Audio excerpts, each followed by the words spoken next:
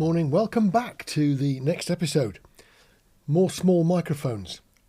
I've got these two arrived. I don't quite know what to make of one of these. Now, from a distance, you're probably thinking, oh yeah, it's another one of those fake Sennheiser 614s that we've had recently. But it's not.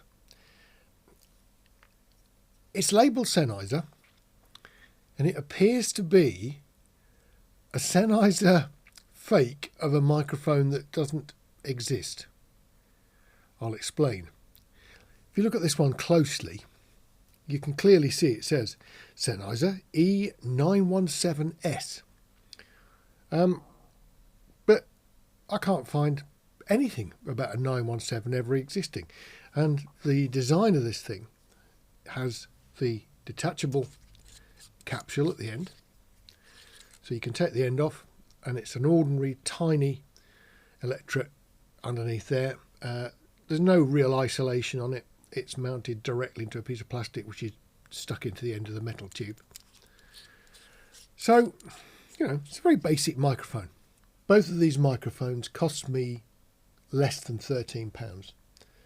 You have to factor in the fact that you're going to get the VAT added when you buy from AliExpress. They supply me without the VAT because I'm VAT registered. So realistically, these are probably £17-18 when they actually arrive in your house. But the interesting thing is, they actually don't sound too bad. The other one is a bit strange. The box describes it as an E614, but there is no model number or any branding of any kind on it. And unlike a 614, a genuine or a fake, it's not the same length, it's not the same diameter, and while the casing is black, the end grill is a really, really dark blue. No idea why. The other end shows that the actual material it's made from is actually quite thick compared to a 614. So it's a fairly substantial thing. I can't tell you what's inside it because I can't get it undone.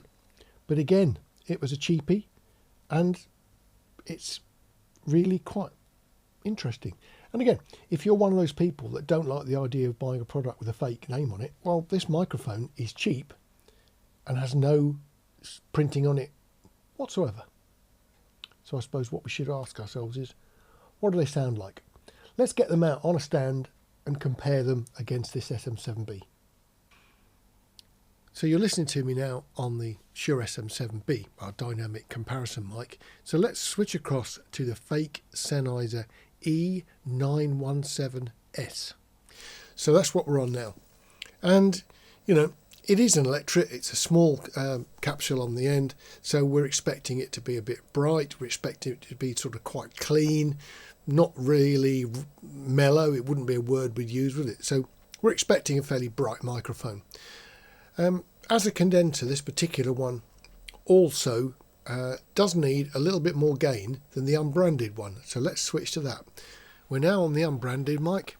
As I'm looking at it here, you can clearly see the difference in diameter. It's pretty obvious. It does sort of feel good in the hand. The fake 917 is a little bit lighter in the hand. But the two mics side by side are pretty much the same. What we're doing now is switching between the two mics. So there seems to be quite a few pure out and out fakes coming from China, and we've tried some of them, and I don't think the 614 I liked very much at all. It was just a bit noisy. It also sounded a bit thin, I think, really. Now we've got this 917, whatever that's supposed to be. I can't really see the point in making a sort of fake of something that doesn't exist. Just using the Sennheiser name and their sort of style of modelling seems a bit odd. The unbranded one, on the other hand, if you think it's a decent enough performer, well, you could put that in your mic box and it would certainly get you out of trouble. A pair of those would actually do sort of pretty useful service, wouldn't it, as all-round condensers. I suppose what I am going to do is give you a quick burst of it on the guitar, just so you can hear if that brightness is useful or whether it sort of gets in the way. and I'll use the guitar here that's, you know, pretty bright. So let me just switch things around and we'll have a listen to this on the bright guitar as well. See if the two things make it sort of unusable or whether it's okay. Hang on a mo.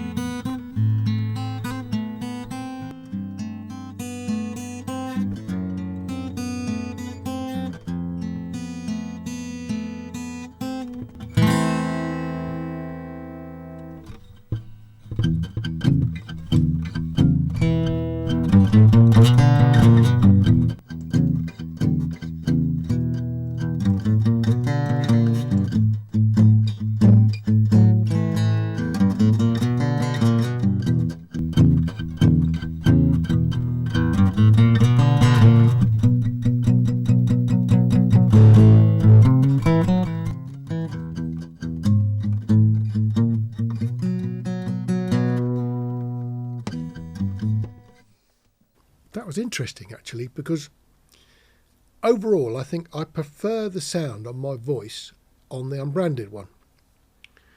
But the unbranded one is also much more sensitive, so preamp gain lower. But the microphone preamp itself, the one that in the microphone, distorts. Loud sounds cause it a problem, and the sound gets quite rough on that guitar bit. Not so on the fake Sennheiser one. So I'm sort of in two minds really. On voice, I think I prefer the unbranded one, but on the guitar, definitely the loud stuff caused it a problem, and that's the sort of thing that's going to catch you out on a recording if you're not aware of what goes on. My guess would be if you're doing recordings of things like choirs and small chamber orchestras at a distance with perhaps a pair of them, you're not going to get much in the way of grief at all, and the extra sensitivity is useful. But it's a bit like having a sensitive mic that doesn't have a pad button when it needs one, and this one does. So there you go. I'm not sure if you thought the same. I just quite like the tone of that unbranded one in preference to the fake Sennheiser one. But the fake Sennheiser has got more conventional sort of gain from its internal preamp. It's a bit weird. I've not come across that before, and it was a bit of a surprise because I'm always quite careful on the levels, and I absolutely made sure there were no red ones on that preamp, and nothing looks dodgy on the waveform, but when you hear it you think, I don't know, I mean, it almost in places had like a vibration sort of sound to it, as if something inside was actually rattling. So I don't know. What do you think? Maybe you've got a need for one or the other? They're certainly cheap enough to sort of take a bit of a punt on. Anyway, I'll see you in the next video. Look after yourselves. Take care.